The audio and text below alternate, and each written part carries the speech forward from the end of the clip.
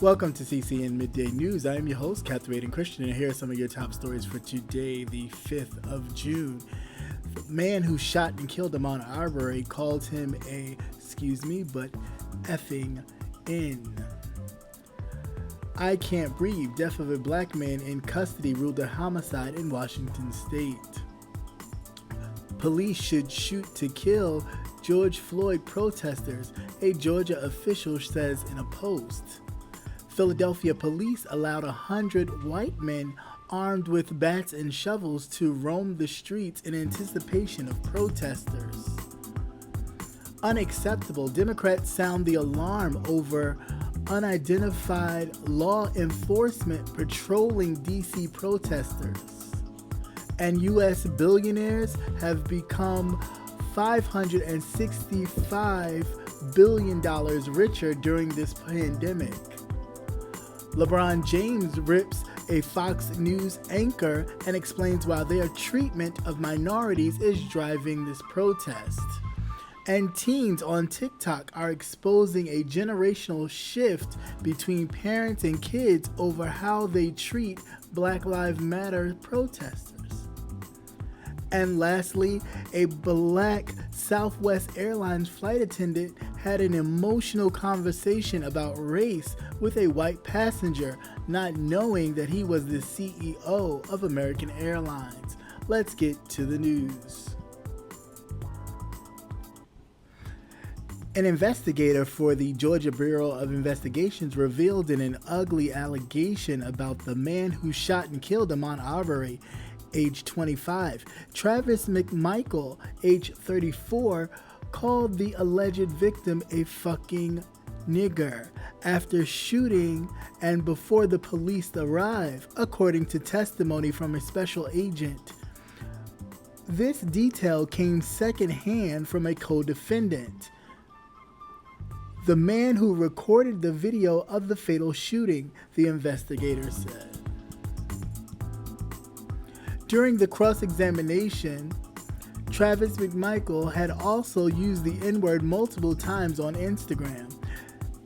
There seems to be no dispute that this defendant was the shooter. The question is whether Travis McMichael and his father, Gregory McMichaels, age 64, committed murder, and whether Bryant helped them try to detain an alleged victim. According to testimony, the elder McMichael told authorities that they saw Ahmaud Arbery running, and he said he had a gut feeling Arbery was responsible for recent break-ins. The investigator also had testimony that showed that Bryant kept in touch with Gregory McMichaels after the shooting on February 23rd and before the arrest last month, according to accounts. These defendants discussed the video and the incident. Also, in the jailhouse audio from Gregory McMichaels' arrest, he told an unidentified caller that Bryant was an ally. Let's get into this right here. All right.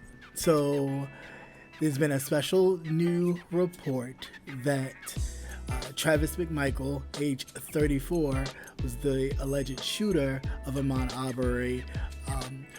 And this was brought by Special Agent Richard Dial, who is with the Georgia Bureau of Investigations. And also, it was detailed by William Roddy Bryant, who is the gentleman who filmed Ahmaud Arbery's last moments, that Travis was over his body and called him a fucking nigger. All right. One, I'm not surprised. First of all, they hunted them down like it was some sort of hunting sport as a prize. We already know that the family, dabbles in this kind of activity. The sister took pictures of his body and posted it on her Snapchat, talking about she likes stories like true crime. No, they were proud. They was holding it up like a trophy, like some people would put a deer head on their wall. That was their deer head. That black body that they wind up ending was their deer head. So no, I'm not surprised. Yes, I feel like every bit of whatever criminal charges should come to them. They should get all three of them for being complicit and a part of a killing of someone, instead of just calling the goddamn police as they should have and waiting for the police to arrive for the police to handle the situation. Everybody's trying to be a vigilante, listening to damn Trump, thinking that Trump's gonna bail your ass out, and clearly he's not. So we'll see how this plays out, but I just think that that's totally disgusting, but of course I'm not surprised. The death of an African-American father of two who called out "I can't breathe" while handcuffed in police custody in March in Washington state had been ruled a homicide according to the medical examiner's report released Wednesday. Emmanuel Ellis, age 33, died of respiratory arrest on the 3rd of March in Tacoma, about 35 miles south of Seattle. An investigator for the Pierce County Medical Examiner's Office says and other factors that may have contributed to his death include methamphetamines, intoxication, and heart disease. The report was released in the middle of the nationwide protest against police brutality and racism that erupted after 46-year-old George Floyd died in police custody in Minneapolis on the 25th of May. All four of the former officers on the scene of his death have been charged after the video was released showing that one of them had his knee on Floyd's neck. Okay, so here's my thoughts on this story. Okay, once again, we become aware of an unarmed black man dying in the custody of police. This happened in Washington state. His name was Emmanuel Ellis, age 33. He died of respiratory arrest due to hypoxia and physical restraints. Part of me kind of side-eye. And the reason why I side-eye this is because, and not the fact that he died, but just the fact that I wonder if Washington state would have covered this up as long as they did, because this happened in March. We already in June, and it just comes out that the coroner says it was a homicide, and it was due to hypoxia and the physical restraints. Is this just because of the atmosphere that is happening right now due to George Floyd, or is this real? Kind of makes me side-eye.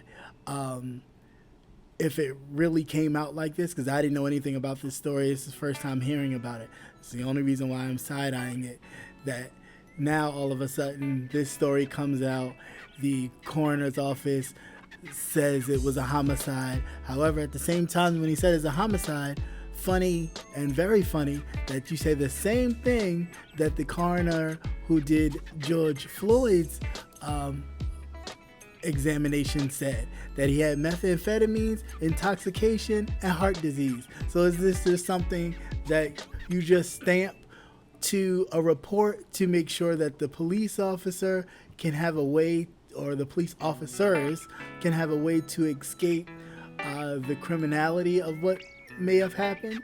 There's just something to make you go, like, really? What are we doing? But again, just my thoughts. A Bibb County commissioner apologized for writing the law enforcement should shoot to kill George Floyd protesters in Milwaukee if they continue to destroy. Joe Allen, who represents the 6th District in Bibb County, Georgia, wrote the comment on a Facebook live stream from a television outlet reporting on damage near the intersection of Dr. Martin Luther King Drive and Center Street in Milwaukee. It's now time to shoot to kill them if they continue to destroy, Allen posted about 3 minutes into the Fox 6 Milwaukee live stream. The comment has since been deleted. Several individuals on Twitter posted screenshots of Allen's comment and called on him to apologize or resign. In response, Allen tweeted, not me, and then later responded to another tweet asking him to not be a coward by writing, "I am not that. I said it." And I replied to you, "Why? And I stand by that. And if my family or myself were confronted, and if it's my family or myself, or even you, saving lives are my business." And then in a statement later to the media, Allen apologized for his comment, saying, "I regret my choice of words in an online comment and what it means to people." He said it was a poor choice of words, and he is sincerely sorry for those harmful comments. We should be working to help all people and making sure we are together. Protests and rallies are still happening across the nation for more than a week after Floyd's death and while in custody of the Minneapolis police. Okay, let's get these thoughts on this douchebag right here. So, okay, a lot of people seem to have this Trumpian kind of attitude, and I think they fail to realize, I mean, even though it is crazy, but it only works for Donald Trump, it seems. So please help me all understand how shoot and kill, if it's giving the officers the okay to shoot and kill protesters, whether they're looting or whatever they're doing, that you would not ignite an atomic bomb so big that you think this is big, you wouldn't even have seen anything had that have happened. This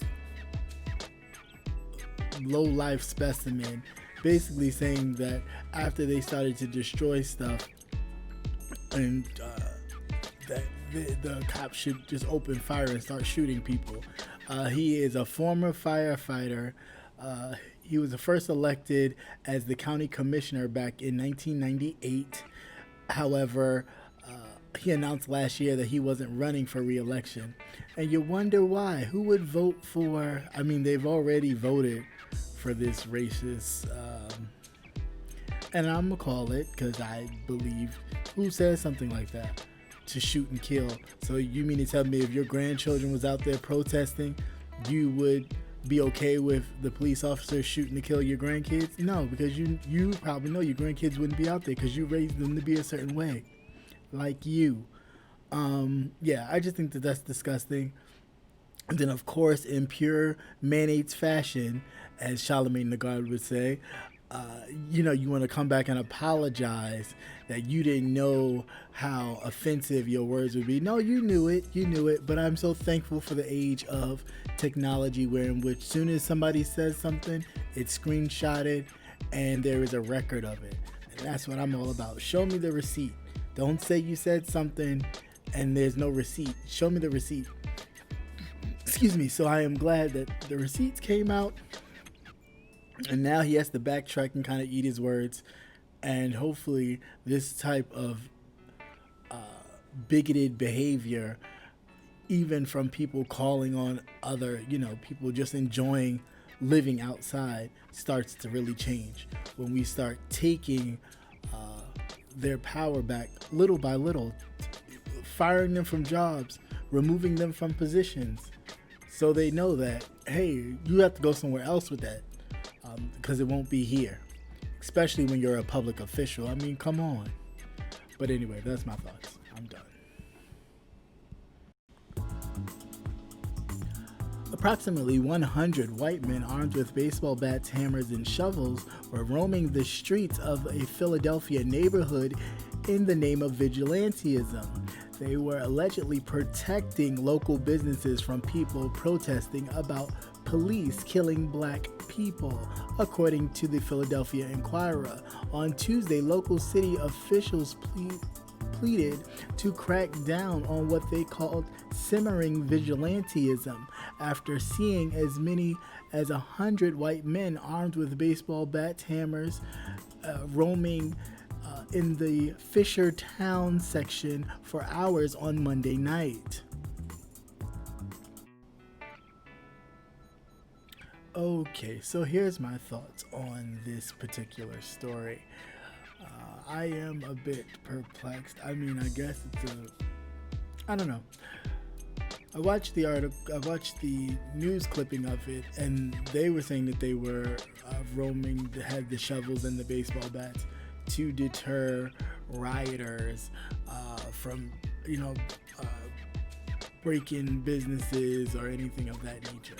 But part of me, being that the part of Fisher Town area, which is a predominantly white area, and the police stood around, like not even near the crowd at all, wasn't even policing them as they would a large crowd of Black Lives Matter, and be like on their heels or close in proximity. They were just standing around like they were taking a break. So that kind of disturbed me a little bit, that they actually let these people walk around with bats and shovels. To what extent? If some people was actually hurt, would they say, oh, they was just trying to vandalize something, so I was defending my neighborhood? That whole, and I mean, they did take a knee in solidarity to what was going on, but the fact that you had to arm yourselves made me a bit worrisome a little bit. I mean, again, that's just my thoughts, but I was just side-eyeing that too. Federal and state leaders have ramped up law enforcement presence on city streets as protests against police brutality erupt nationwide. In the nation's capital, roughly 1,200 members of the DC National Guard were mobilized, and another 3,300 National Guard soldiers and airmen from 10 other states are supporting the effort. In addition, 1,600 active duty troops at bases in Washington, D.C. region are poised to assist. As more demonstrators are expected Saturday and Sunday, the protesters have largely been peaceful, but tensions early this week escalated in Washington after nightfall, leading to clashes between demonstrators and police, vandalism, and destruction of property. On Sunday night, a fire broke out in the parish office of the historical St. John's Church, located across the street from the White House, and graffiti was sprayed on the statue and monuments around the city. Okay, here's my thoughts real quick. And as we all know, the president used this time to tear gas peaceful protesters so he can walk across the street to the St. John's Church and do a photo op holding the Bible, which I'm surprised he did not burn from holding it, or his hand didn't catch on fire. But anyway, so he's having plainclothes officers, or officers dressed in regular clothes or nothing identifiable, to if in fact they do use aggressive force and something winds up happening to a protester, there is no way that they can be identified and be charged. I think that is highly dangerous, because if tensions are already high and some of these people are already kind of nerve-stricken because of the tension, and something, God forbid, happens, it's just a recipe for disaster. I really, I think somebody other than this man who likes to play with his army men should be really calling the shots and making sure that the protests remain peaceful. And that's it. You don't need to strong arm nobody. Just keep it peaceful, because had it not been for the situation, we would not be protesting. So always keep that in mind. But anyway, that's my thought.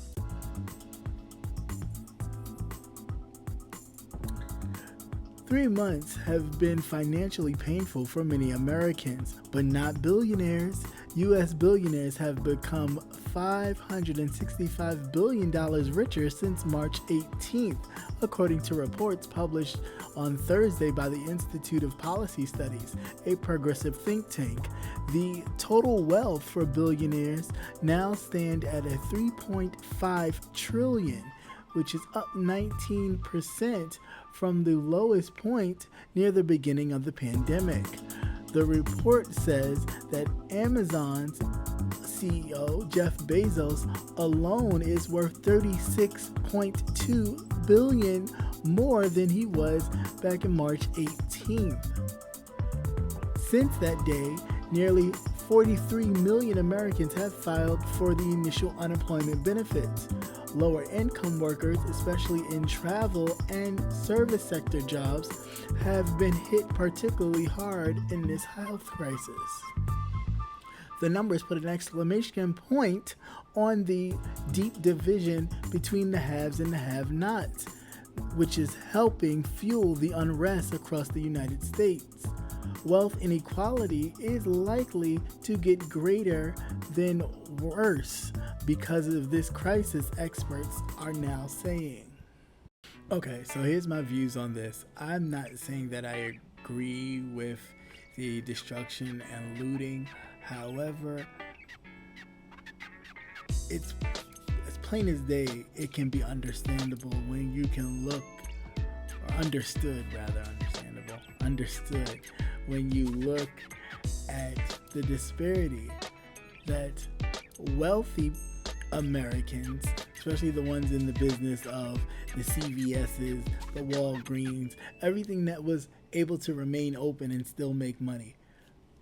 In short, the Amazons, all these companies have made trillions upon billions of dollars during this whole time. At the same time, people filing unemployment don't know if they're going to have a job when this is all over. And you have places like Amazon doing a GoFundMe to ask the people to help pay their delivery people who are subcontractors, if they happen to catch the COVID-19, to help pay for their medical expenses and medical bills. If you don't get the hell out of here with all that money that he is worth within a few months, he's went up like 19%. Are you crazy? This is a problem. And this is why a lot of people, now I'm not saying it's okay, but this is why a lot of people are destroying these type of businesses and things, because you're sitting up there, you're getting over like a fat rat, and then you could still claim insurance and get more money or loss of profit even in your business, and probably get a subsidy from the government. So either way, you still win. So what's the problem? We have to change a lot about the system. The system does not work for the people that work it. The system works for the people who sit back and can actually benefit from it. The CEOs of the world, they benefit for them, but it does not benefit for the people that actually keep the system moving. And it needs to change. Basketball superstar LeBron James called out a Fox News personality on Friday. James retweeted a video of Laura Ingraham defending white quarterback Drew Brees, who stands with Donald Trump on the question of whether sports players should be allowed to take a knee to protest police violence. The video also included historical Ingraham criticizing James, who is black, for having political views and suggesting that he shut up and dribble. He said, and I quote, "If you still haven't figured out why the protesting is going on, why we're acting as if we are, is because we are simply effed in," he said, "trying and tired of this treatment right here," James posted. Okay, so here's my thoughts on that. It is because of privilege that a lot of them don't even see what it actually is going on right in front of their face. Now, I will say a lot of them really don't care. They know what's going on. They just don't want it for them, and they really don't care. It almost reminds me of the scene in The Color Purple where Miss Sophia, Oprah's character, after she had got out of jail and she had to work for Miss Millie, and Miss Millie was learning how to drive, and she said she was going to take her home to her family for Christmas, and she could stay all day, and she could stay all day. And the minute she couldn't leave she didn't know how to drive her mayonnaise behind out of the thing, and people was trying to help her, and she got nervous, and she immediately snatched her back so she could show her how to drive out of there. It's that same kind of concept. It's almost like, we let you play, we let you get all this money for playing, so you should be happy, and you shouldn't say anything, and you should be happy you can live in our neighborhood, you can live around us, as long as you do what you need to do, which is play basketball or sing and dance, then you should be happy that you'll be able to make this money and make a different and better life for you and your family, and you should just enjoy that. No. Some people really want more. They want more for their people, just like you want more for yours. And there's nothing wrong with that. It has nothing to do with hatred, but it becomes hatred and bigotry when you feel like you're entitled to this, and by you allowing, the nerve of you to think that you allowed someone to even have a part of that, and they should be grateful and thankful to you, is a huge problem. TikTok has been flooded with Black Lives Matter content following the killing of George Floyd in police custody and the subsequent protests that have rippled across the globe. Many Gen Z kids have found themselves clashing with parents over racial justice issues. Now, some are talking and taking to TikTok to express their frustration over the difficult conversations they're having with their parents and relatives to bring them up to speed on the Black Lives Matter movement. Okay, so I will say this. I think it's very admirable of these young teenagers to have these conversations with their parents about the issues that's going on that affect them emotionally. I mean, granted, this movement of Black Lives Matter is not to highlight as if Black lives are better than any other life, because a life is a life, but the fact that we have to even say that is ridiculous, even in 2020, that all lives should matter. And the fact that we don't, the extinguishing of a black life is even less valued than an animal, than a pet, or someone dog fighting a dog can go to jail for 15, 20, 30 years, and it's like, yeah, nothing's ever done. So, and it has, and to be very honest with a lot of you all, I believe the conversation has to start with the white people.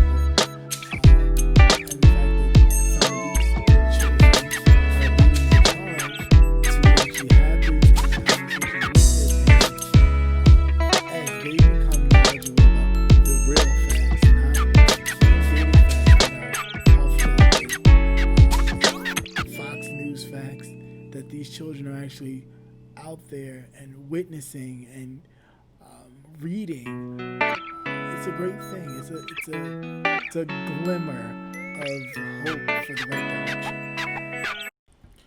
A black flight attendant for Southwest Airlines has shared how she was moved to tears by a powerful conversation she had about race with a white passenger who later revealed that he was the CEO of American Airlines. Jacqueline Hill, who worked for Southwest Airlines for 14 years, wrote on Facebook that she was traveling to work on the 30th of May, and she was feeling overwhelmed by everything she'd seen in the news and on social media regarding the recent Black Lives Matter protests following the death of George Floyd. When Hill was greeting passengers on board the flight to Panama City, Florida, she noticed one man was holding a book she'd been meaning to read. White Fragility by Robin DiAngelo, and made a mental note to go and talk to him after finishing her duties. So she did. Hill asked the man how was the book. He told her he was about halfway through, but it was really good. As I began to respond, the tears just started falling. Hill wrote on Facebook, "I have been so sad every day and I just want to understand and be understood so we can begin to fix it. I'm pretty sure I startled him by seamlessly dumping all of my emotions on him, but his reply was, 'I'm so sorry. It's our fault. This is like this.'" The pair chatted for about 10 minutes, Hill telling Parker about her prayer on the way back to work. "He answered that prayer for me with this conversation," Hill added, but at that moment she didn't know to whom she was chatting. As the conversation came to an end, he asked me my name. I told him Jacqueline, and she told him Jacqueline, she wrote, and then he said, "Well, I'm Doug Parker, the CEO of American Airlines." He hadn't been able to get a seat on his own airline. But in another twist of fate, it turns out that her mother works for American Airlines in DC. Hill and Parker exchanged hugs. They were both wearing face masks. "I thanked him for being open and allowing this conversation to happen because I just needed to hear it," Hill wrote in her final message on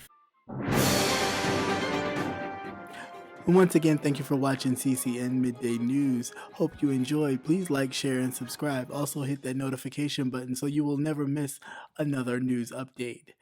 Have a great day. Peace.